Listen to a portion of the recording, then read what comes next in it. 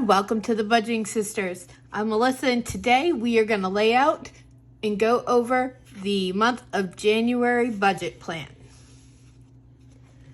Some of you the other day probably saw, if not, you can go back and look, my quarterly budget.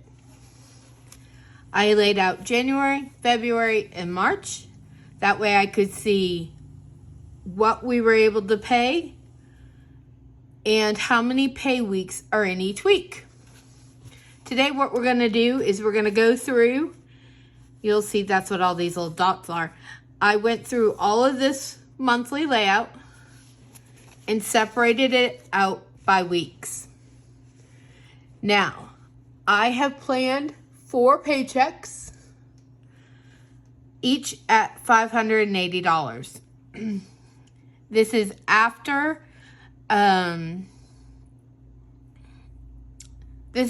taking out tithe money, and I don't exactly bring home this, so it's okay. But I know I will bring home at least the $580. So week 1, paycheck 1 on the 5th, I have streaming for $10. Our dogs for $50. They get that's their food, and they get BarkBox. My school bill, which is a new thing, I have 7 payments left, and we're gonna get going on it and get finished. So that's $155. Medicine, unfortunately, this is the week that I need everything. So I have $70 planned for medicine, $25 for gas, $15 for Sip and Save, which is Ken and I get 1 drink every day for about $11 a month individually. So we've already paid for mine, and this is for his. And our debt payment of $255, which brings us a total of $580, which gives us a zero-based budget. Week 2, we have our power bill, meds again, doctors for $50 because I know Ken has some doctor's appointments coming up. Debt 1 is $15. Now, that is because I have a payment total down here of $270 for the month. That's why it's such an awkward amount, because I have the $255 and I have $15 to equal the $270. Rent is $230. Gas is $30. And groceries is $25. Now remember, this month we are doing our no spend month. So yes, our eating out and personal money and grocery money and all that is cut way back this month. That is so we can make this debt payment. If I wasn't making this debt payment, that's where that money would be going. But right now we have plenty in our pantry. We have plenty in our cupboards and in our freezer that we should be good. And I still have a gift card that I had gotten from work for Christmas. So we have that. In case we need anything, we have that we can use. Again, that gives us a total of $580 for a zero-based budget. Week 3, on the 19th, we will have our car insurance at $100, which my goal is before then to find a alternative car insurance. I would like to find something that's cheaper and possibly something that we can get a reduced rate if we pay it every 6 months or a year, whatever. So there's that. Our internet is $20 and our cell phone is $30.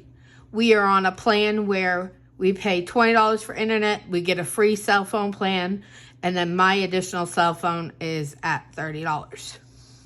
So that is a steal, and I'll take it. Rent is $300. Gas is $30. Groceries is $50. Eating out is $50. Now, I do have extra eating out money planned in because by week 3, I'm going to need a break. Ken's going to need a break, and we have his birthday in there. So, we've got to plan on something. Again, totaling $580 with a zero-based budget. Week 4, on 1/26, our rent would be $435, meds are $30, gas is $30, groceries is $25. This is where my sip and save will come in. Between this $10 and the remainder of Ken's sip and save, we will have the money covered for both. And again, I have $50 for eating out for a total of $580. Now, I did leave extra room on each of these because, you know, life happens. There's going to be changes that we're going to have to make, and that's okay. We have a little bit of a backup, not much, but it gives us a little bit of wiggle room. Just kind of see it as our buffer. But we don't have anything major, so we can't stray too far from whatever we have here. But we can do it. We can get through. We're going to do our no spend challenge. We're going to bank some of that money. Even what we have here. If power bill comes in at less than $200, yes, that is money we can put in our pocket. Not in our pocket, because we're not spending. We can put it towards a savings challenge. We can put it towards emergency fund and everything like that. Now, like I said, we do have Ken's birthday in here, so I have that expense coming up. We don't do anything major, but, you know, I'd like to take him out to eat or something like that. And that's about it. So we will see where we get each week. Next Tuesday, when you see me take this out, we will touch base on how this week 1 went, what got paid, if there's any unexpected, and also what we stuff into our cash envelopes. And we will be, whatever we can save out of our cash envelopes, that is what we take and transfer into our savings challenges. I do not have the funds right now until we get some of this other stuff paid off. I do not have the extra funds just for savings challenges. So my savings challenges come into play when I save money in other categories and can transfer that money. You know what? This is temporary. It's still more than what I would have had if I wasn't doing it, and it's okay. We're still in the process of tracking some funds, especially for medical and for medicine and doctor's visits. And with our new insurance rolling over in January, that's something I definitely need to keep track of again. Or not again, but still continue. But we are very excited here at the Budgeting Sisters. We've had a lot of new faces join us, and we are excited to have you on board. We will be here at the Budgeting Sisters doing a 500 subscriber giveaway, so you can be watching for those details to come. That is super exciting for us.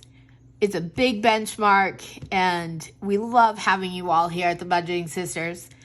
Because remember, without this and without you guys, we couldn't do it. We've got to stay together, stick to our budget, and encourage each other along. Every little bit will help. Like, comment, and subscribe, and we'll see you next time at the Budgeting Sisters. Bye, everyone.